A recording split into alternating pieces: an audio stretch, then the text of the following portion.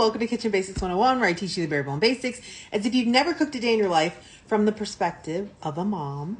Super basic risotto. And so the very first thing that you should always do when you're making a risotto is prep everything first, because a risotto, you have to stand and stir the whole time. It's super easy, but you have to stir. So you have to get all your ingredients ready before you start.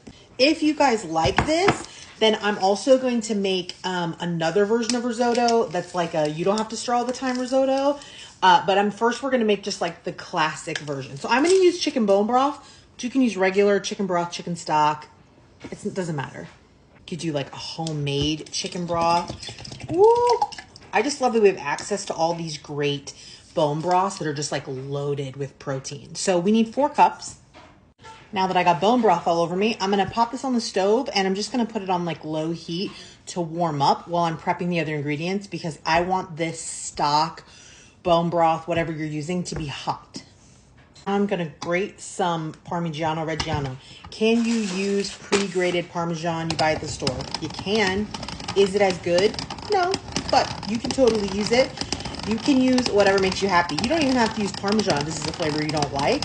I personally love Parmesan and pea risotto, so that's what I'm going to do.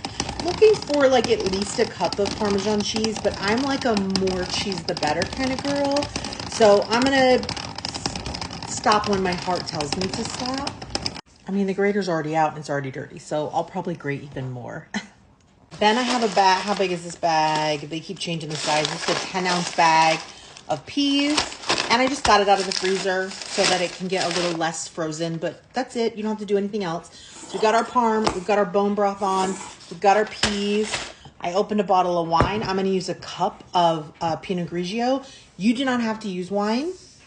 When I do the wine step, you could exchange this for apple juice. I've used cranberry juice, which is actually delicious.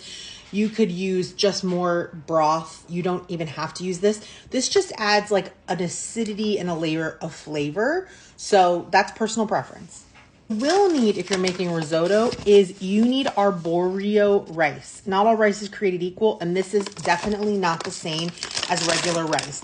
Now, Asian rice is close. But really, if you want to make risotto, you should use arborio. And what it is it's very short grain. The grains of rice are like almost ovals. They're not like let me try to hold one up. They're short and they're plump and they're fat and they give off a lot of starch. And the reason this is important when you're making risotto is that risotto, you stir and stir until it turns into like a porridge. So it's creamy. And that's why you need the arborio rice, because it's a very specific type of texture. Can you make it with regular rice?